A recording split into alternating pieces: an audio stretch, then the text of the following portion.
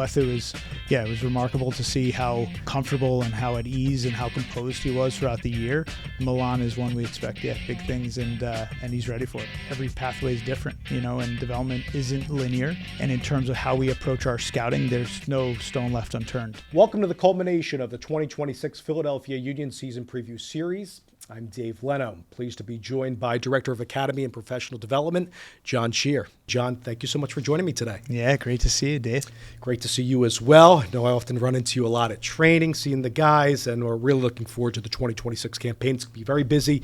You've also been a very, very busy man, and that's where I want to start the conversation, Jon. I'm sure a lot of people are curious watching us right now in what your role is and how that's changed now working with Matt Radicek, Bradley Carnell in the first team, in addition to all that you do for the Academy. How has that morphed over time in the last few months? Yeah, it's been a busy time, but one that has been exciting for our club. It's obviously at the end of a really exciting first team season and year that, left wanting a bit more, but really accomplished so much within that group. Going into this window, obviously with a lot of energy and intention in terms of how we wanted to approach our decision making. And I would say what Bradley and his staff have brought over, the year plus that they've been with us at the club has been real communication, energy, and alignment. And that provides clarity for everybody underneath on the sporting side and across the club overall. And it's exciting to be a part of. That alignment to me is that key word, and you can clearly see it just from my play-by-play broadcaster view when I see you and the staff at training, also in the facility, and you can see it all the way, that trickle-down effect. It goes to the players and also to the academy. Everybody, the methodology is all under the same umbrella, which I know a lot of our fans certainly love. So the success that the club had in 2025, how much did that also resonate into the academy offices? And I know you have that scouting background as well and heading up that department. What was that like for you to go from everything the club accomplished in 2025 and how you attacked after winning the Shield for a second time to try to even do better here in 2026? Yeah, like most transfer windows, there's constant evaluation going on throughout the course of seasons. And towards the end of 2025, we evaluated not just results, but performance trends, key performance indicators, and we looked at the roster holistically and evaluated where our players were, evaluated where our salary cap was within our league, and then also, which is normal, always evaluating the global market and the domestic landscape and other clubs' interest in our players. And whenever clubs win, there's always more and more interest coming for those players, which is normal. And we looked and talked a lot internally about what did we need moving forward to not only sustain and maintain the level of success that we had, but look to reach new heights and continue to drive elite standards of performance across our first team and organization. It's never easy ultimately, and certainly we had quite a bit of change and turnover, but we approached this window with bravery and intention, knowing what we have internally and what the development pathway looks like for the players that we currently have and chose to retain, but also the pieces that we went out and looked to bring in. I have to ask you about how arduous the process is from a scouting perspective. Is if you have a profile of a player, and let's start with the attacking end, right? In a Bruno Damiani, first year in MLS, comes in with 7 goals. His XG numbers, there should have been a ton more, and I think Bruno knows that, and loved the goal that he scored in Chicago in the playoff series there. But then trying to bring in a guy in an Elado, a club record transfer fee, which I'm sure you'll speak about. How is that finding the fit to aid a Bruno Damiani to take the next step in year 2, but also seeing guys like Anello and Elado have successful first seasons in MLS? Yeah, going into this season, we felt like we needed to bring in added competition, but also supplement pieces like you mentioned in a Bruno with real athleticism, quality, with and without the ball, all under alignment with our style of play and game model that's set forth by Bradley and the sporting leadership. So, yeah, look, with Ezekiel, he's certainly going to excite fans and get them on the edge of their seats, but he's willing to do the dirty running and the work against the ball that a lot of strikers of his quality maybe aren't. And he's still a really, really young talent. So we look forward to Easy growing with us as an organization. And then with Augustine, it's, our scouting department gives him a lot of credit. He was born in America, has an American passport, has experience in Europe and in South America, in styles of play and leagues that translate well, we feel, to MLS. But first and foremost, a great character, all in, and is very versatile in terms of what he can bring on the ball, but makes others around him better in terms of how collective his mentality is. But two players that we feel checked several boxes in terms of, again, bringing quality in to push the players we have, but also to make them better. And what I loved hearing too, John, is with those two guys in particular, is the vertical threat that you guys perhaps will deploy with them, whether playing direct into them or in the counterattack too. And I think a lot of folks watching would say that would aid into that partnership if one of those two guys that you mentioned is paired with Bruno Damiani. Do you see kind of the verticality of those two guys factoring in or going into the wide areas? Yeah, look, we have a lot of different pieces that Bradley and his staff can work with on any given day. We have a ton of games coming up, especially the better the club does, the more games there will be in this very unique season as we approach the World Cup and beyond. So it's really important that we have roster depth, that we're able to account for the volume of games. But yeah, if you look at Bruno, a player that is excellent with his back to goal, excellent in terms of bringing others into the game, if he has a partner next to him, or multiple partners at times that can complement him and free him up in the red zone and in the box and in the attacking third, these are things that really excite us. And I love how those guys from that position set the tone also with the press that Bradley and the staff might deploy. Obviously, depends on the scout of that game, but whether they're going right at the goalkeeper on that first pass out of the back or going into the wide areas, the relentlessness that I call it, that chaos, I think is just so admirable for a lot of our fans to see, to create turnovers against the opponents. So good stuff there.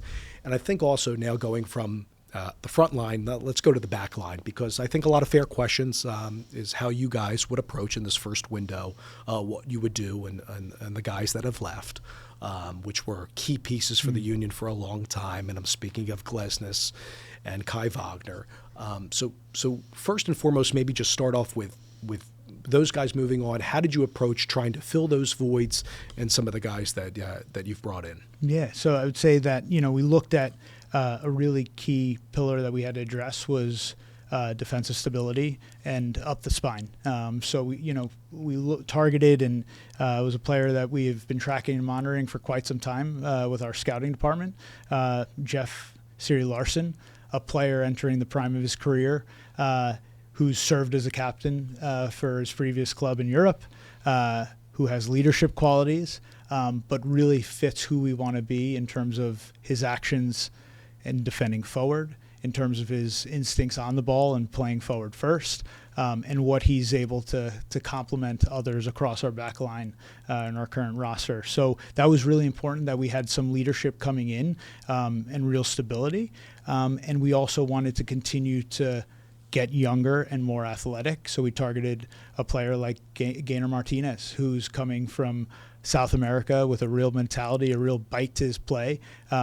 Needs development, needs time, but we feel like in our environment with our game model has all the hallmarks to continue to improve and perform at a really, really high level. And then also, how much you relying on the growth of Owatu-Makanya, standout year in his first year of playing time last year. Nate Harriel played all four spots on the back line. Frankie Westfield can play multiple spots for you. So you're bringing these pieces, and that's the first part, right? The second part is these guys know the Union way, can help the players that you just mentioned, but also the maturation process for those players that I just mentioned. Yeah, I think it's a really, really good point and a good question, because, when we make decisions of external moves to bring in, or decisions relative to our roster, it's not only about what's outside, but it starts from what's within. And the growth of the players in our building and our locker room is just as important, if not more important, than the players that we go out and seek. So the players you've mentioned, Nathan, Frankie, Makanya, these are players that are going to be really pivotal and already have been for the success on the field for our club.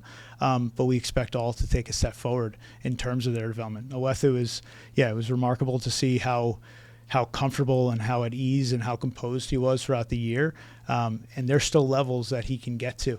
And you see glimpses of it. And Bradley is certainly holding him to a high standard like he holds himself. But it's been, really, really fun to watch his growth and development from Union 2 all the way to the first team in a really short period of time.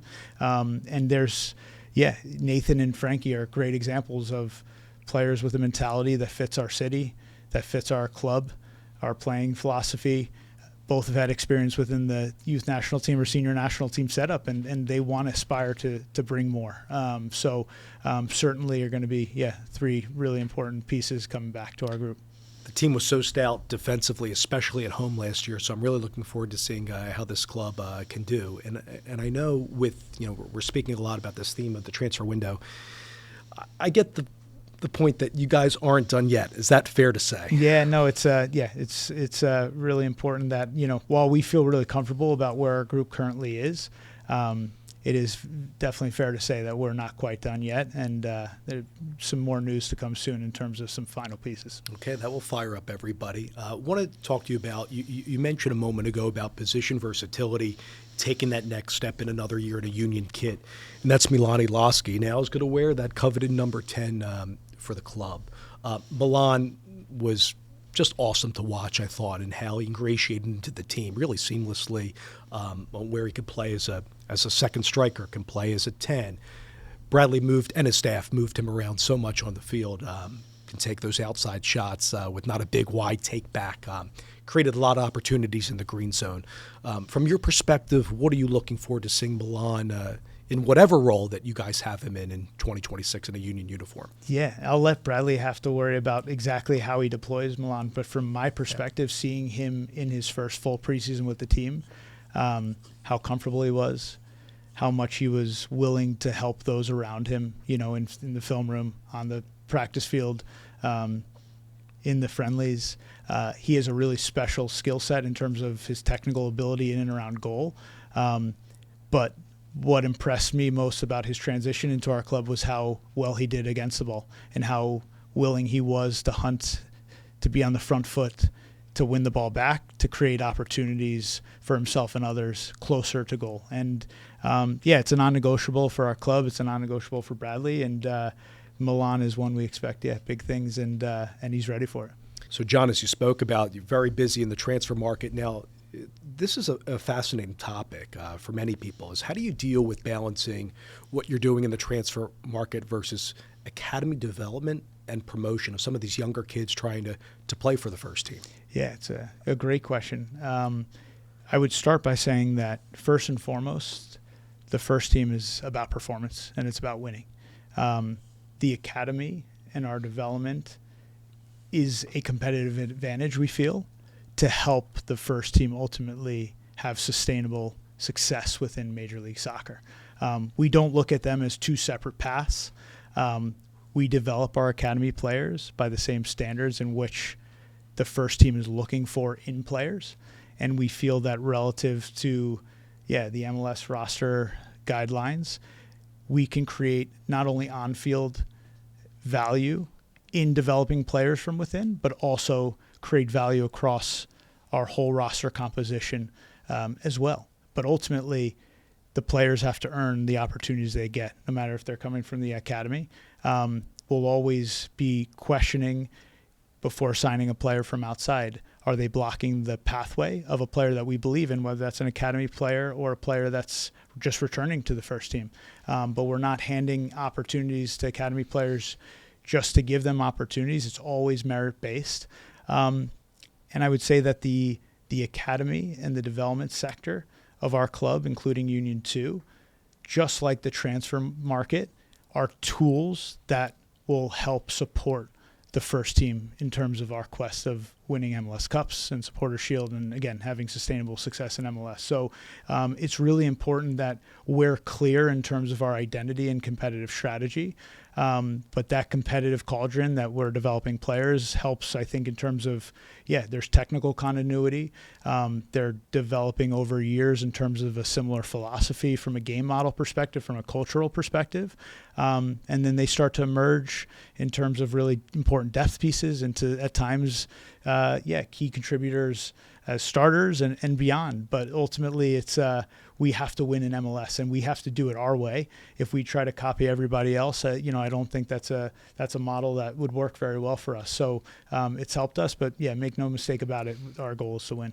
And from your standpoint and your colleagues, these got to be like hair-pulling conversations for you guys, agonizing over, hey, am I bringing up a kid from the under-18 team or from Union 2 to put him into the first team? But like you said, is that taking away from somebody who's been training all the time and maybe is a guy that's not getting a lot of starting minutes with the first team? And I always find it fascinating. And I think that goes with all the sports, with baseball as a general manager or in hockey or in the NFL and all the leagues, is how people in your shoes and others, how you fill in the right person to help the team in that particular moment. One of the guys that's coming to mind as I say all that is Staszek Korzeniowski, a kid that you guys drafted from Penn, went back to school, flourished there, so stealthy, in my opinion, for Union 2 under Ryan Richter and that staff, went on that massive goal run and then gets rewarded in January with a first-team contract.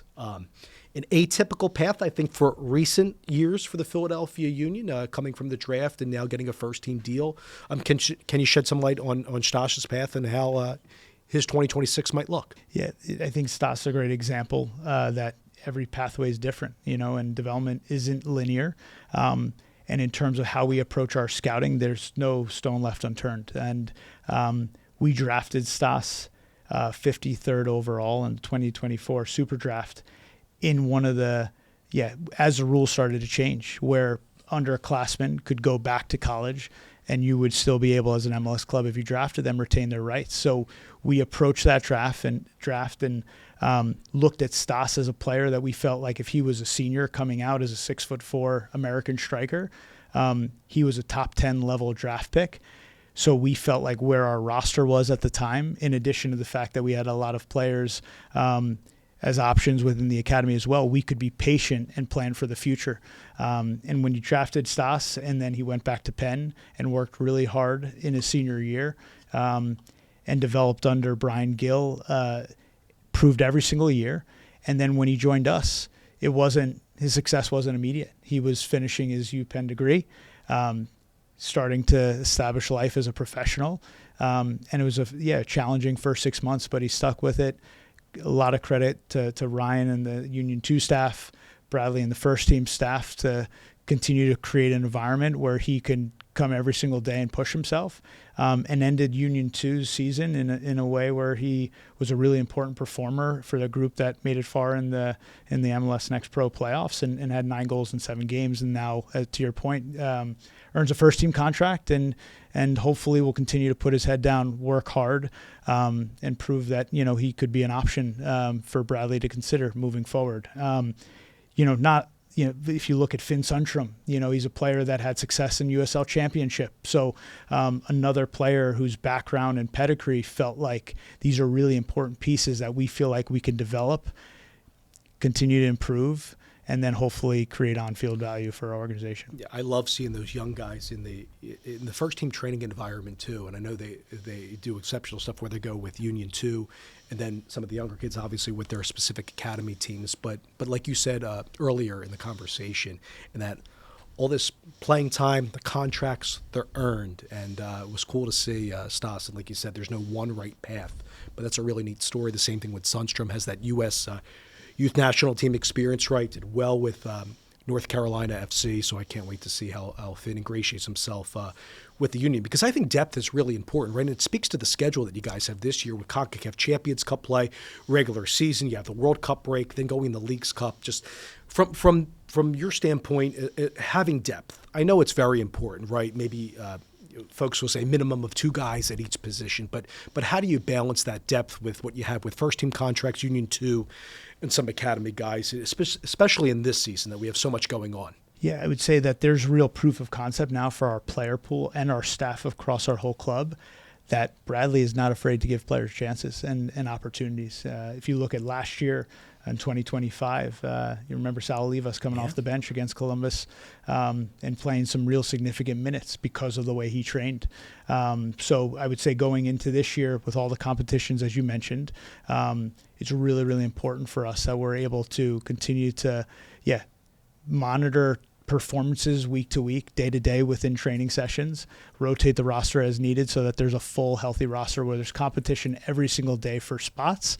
And we think that's going to help ultimately our first team succeed, across all competitions within MLS and Leagues Cup and CONCACAF and whatnot.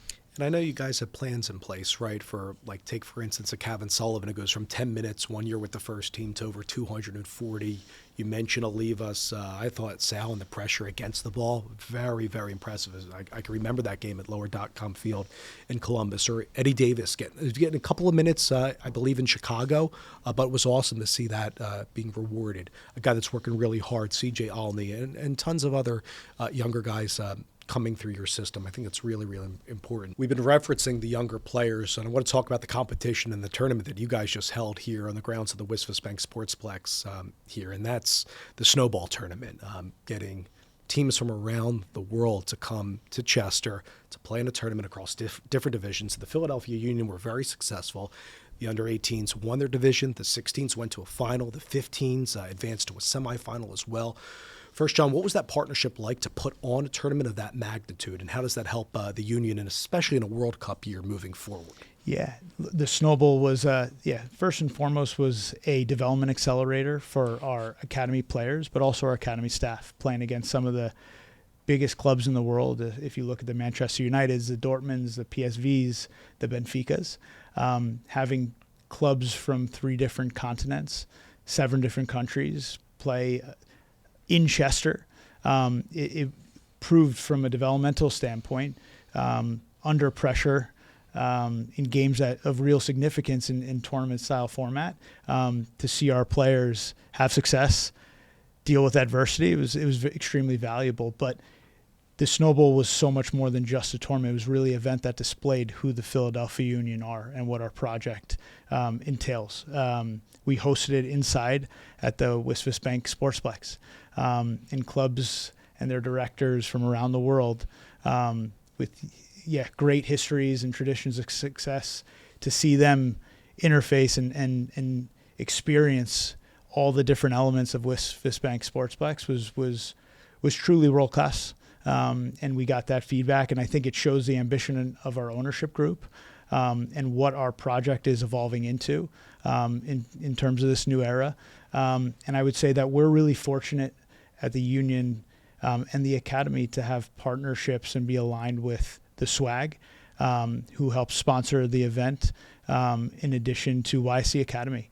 2 elements that really differentiate our academy from everybody else across the country. If you look at the SWAG, it's a free of cost development opportunity that brings the game to environments that might not otherwise have been introduced to the sport of soccer, and breaks down all financial barriers to produce players in traditional, non-traditional environments, inner cities, ultimately to funnel and push up not only to the Philadelphia Union, but to the broader ecosystem. So trying to inspire the next generation of soccer players, but also fans.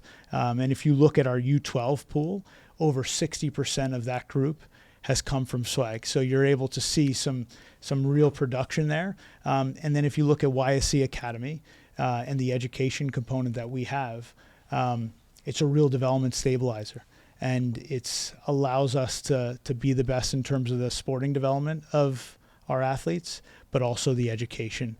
So to have the SWAG and YSC Academy sponsor and be fully integrated in the tournament was extremely rewarding, but also introduced our concept to other clubs domestically and globally. So it was a busy week, and give our staff a ton of credit for all the hard work they put in terms of putting on the event, and then of course the players and staff that were a part of it in terms of the 3 groups that competed. But really proud moment for the club.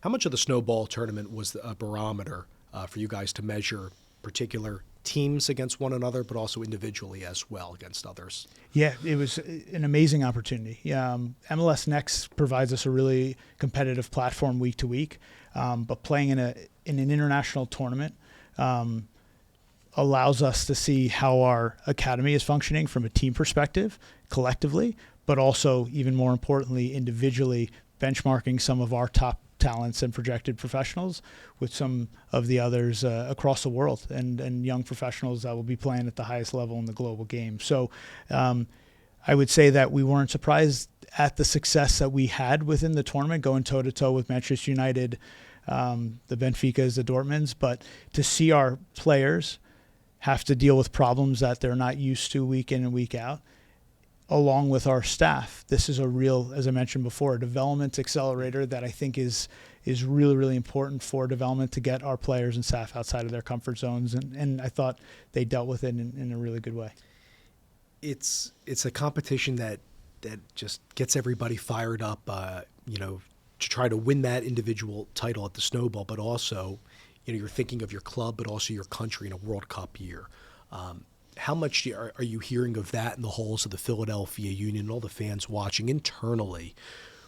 What's been the chatter about how the World Cup, also coming to Philly, right, for a lot of games, how much does that benefit the Philadelphia Union, and how much are you as a club trying to maximize the World Cup coming to the United States, Canada, and Mexico? We look at ourselves as a mini federation, where our job is, of course, to have success in Subaru Park, but it's also to grow the game in the greater Philadelphia region.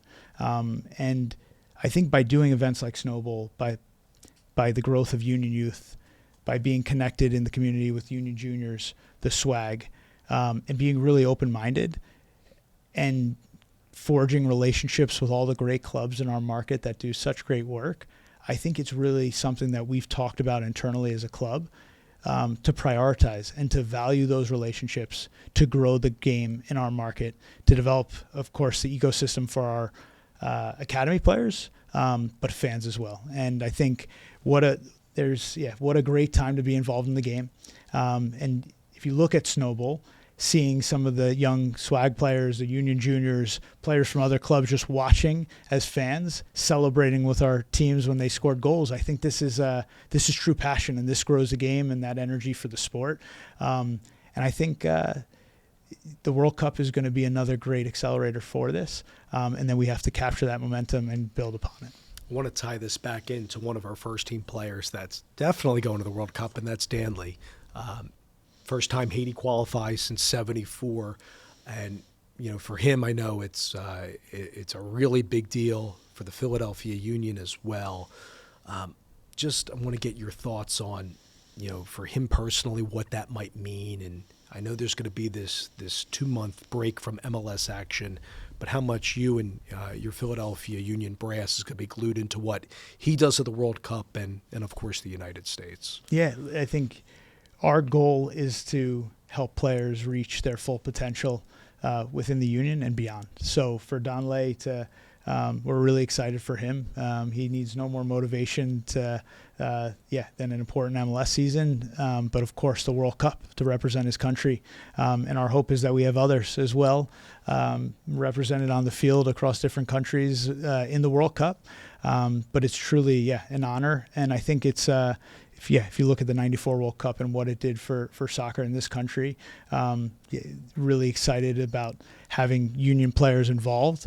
And we wish Danley the best of success and hoping others are involved too. Well, I know I got my union hat on here, and I'm hoping there are tons of union ties to this World Cup edition. There's no doubt about that.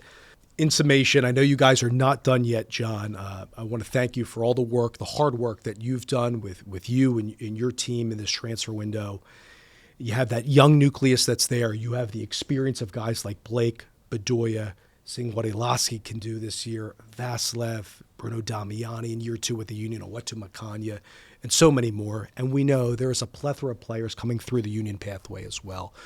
Thank you so much for your time, and good luck in 2026. And I'm sure I'll see you out there in the training fields as well. Thanks for all you do, Dave. Yeah, really appreciate it. For Jon Scheer, I'm Dave Leno. Thank you so much for watching our Philadelphia Union 2026 Union Preview Show.